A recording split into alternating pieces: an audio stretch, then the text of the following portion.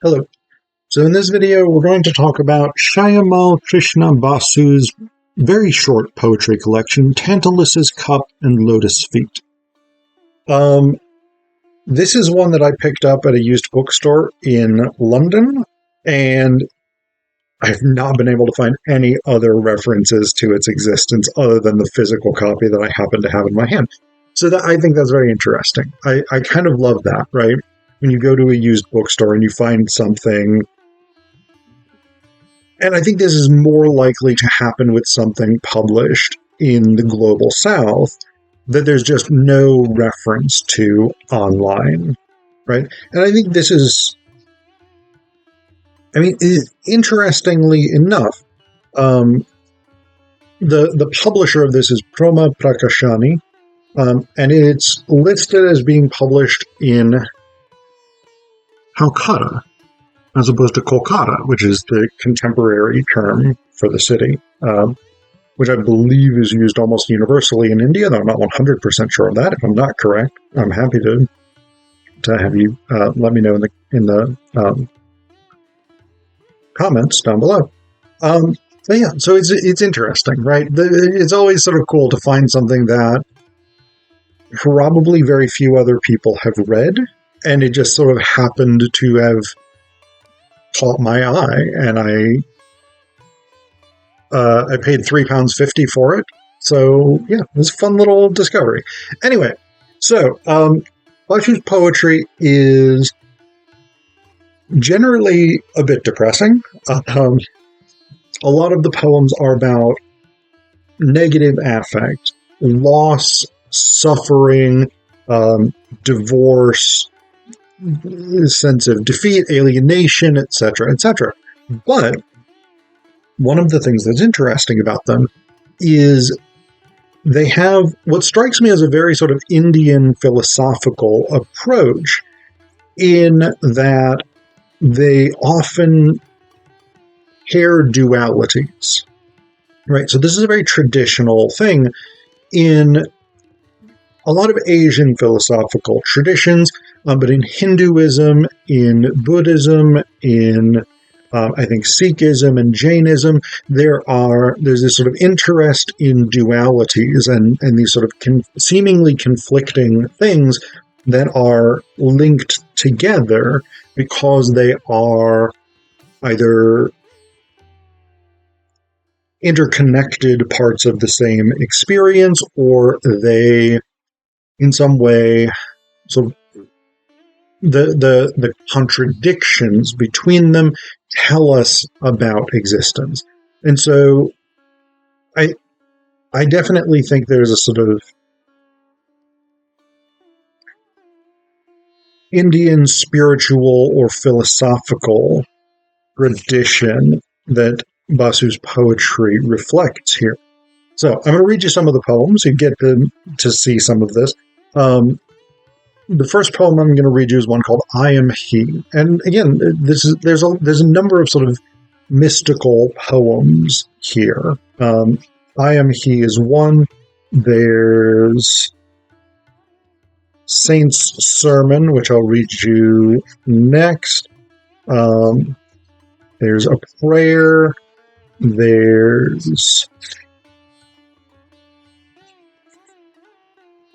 There's a few others, I think, that have sort of mystical resonances or spiritual resonances, but "I Am He" definitely does. So that's this one. "I Am He."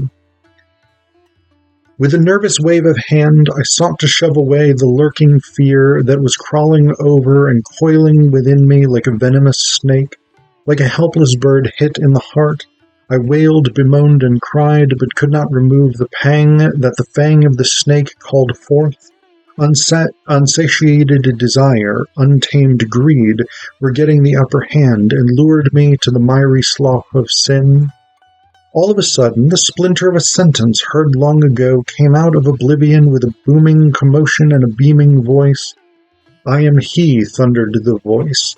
"I am he," echoed it again till it pervaded my whole being, which was lit up with the incredible glow of the nectar sun. Fear fled, panic paled, a ripple of delight surged over my mind and body, and landed me in brimming ecstasy.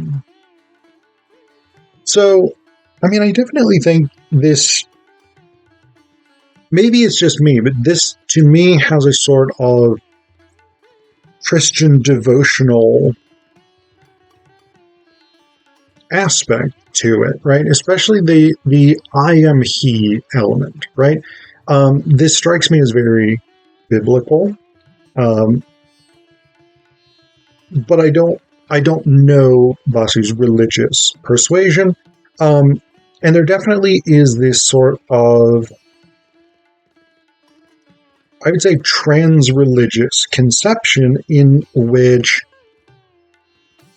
desire, in this case, unsatiated desire, untamed greed, becomes a foundation of sin, right? Obviously, in the Abrahamic tradition, greed, avarice, desire for money, lust, etc., are sinful things.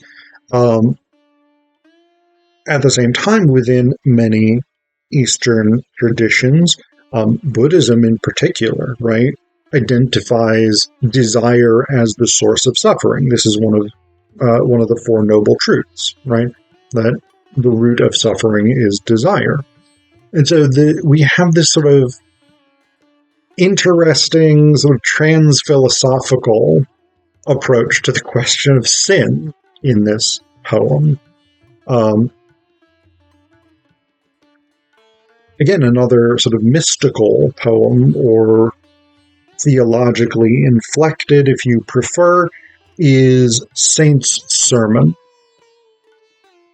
I stand here unaffected by the whirlwind of politics. The current business world and its tricks leave me apart. Battles, war, and border skirmish are afar.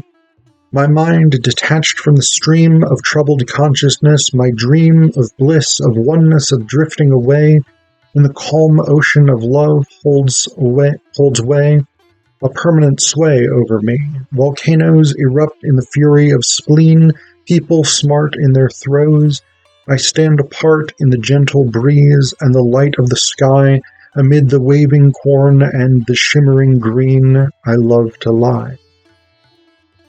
So I think that's, again, a really interesting one, because it does reflect this trans-religious approach to not necessarily asceticism as such, but yeah, basically asceticism, right? This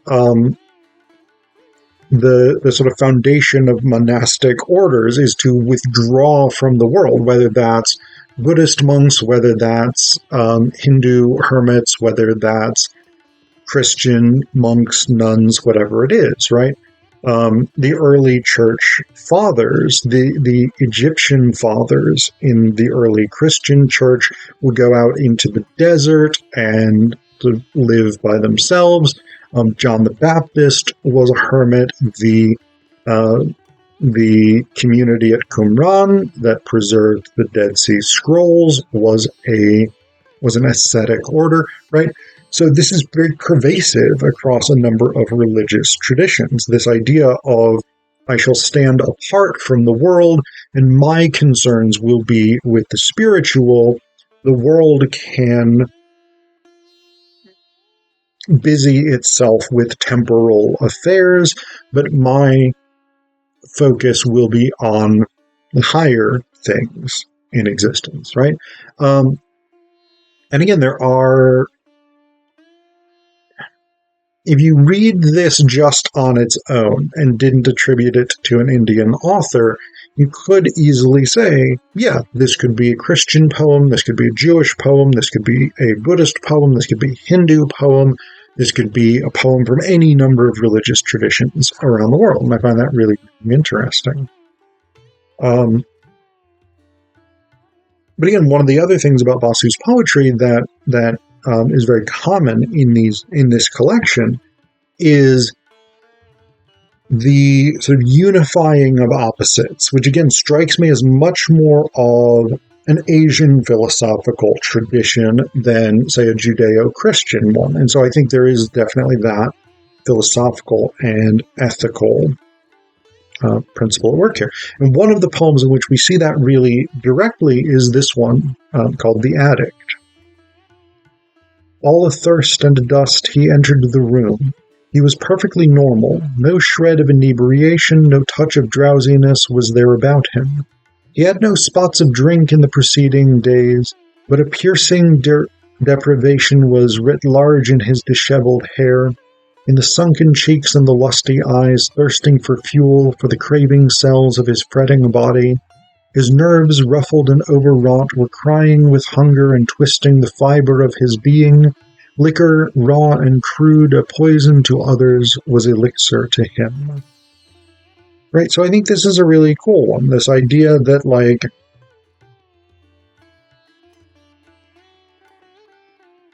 again, the sort of the combining of opposites, right? That this addict both does and does not physically reflect the suffering that he experiences, the deprivation of his alcoholism, etc., etc. And the thing that, as it says here, is a poison to others was elixir to him, right? That sort of dual nature of something like alcohol, that on the one hand, alcohol is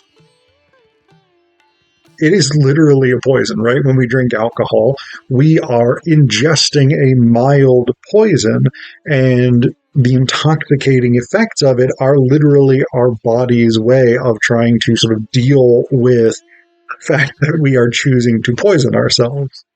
On the other hand, this is identified for this alcoholic as an elixir. And this is a striking thing, right? Because it's interesting. During Prohibition in the 1920s, people could still get alcohol for medicinal purposes. And one of the conditions that you could get alcohol for medicinal purposes was alcoholism, right?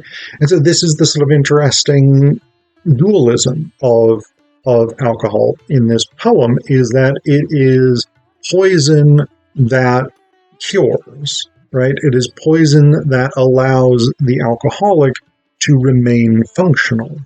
And again, those sort of dichotomies, those tensions between seemingly conflicting things are really interesting, really central in Basu's poetry.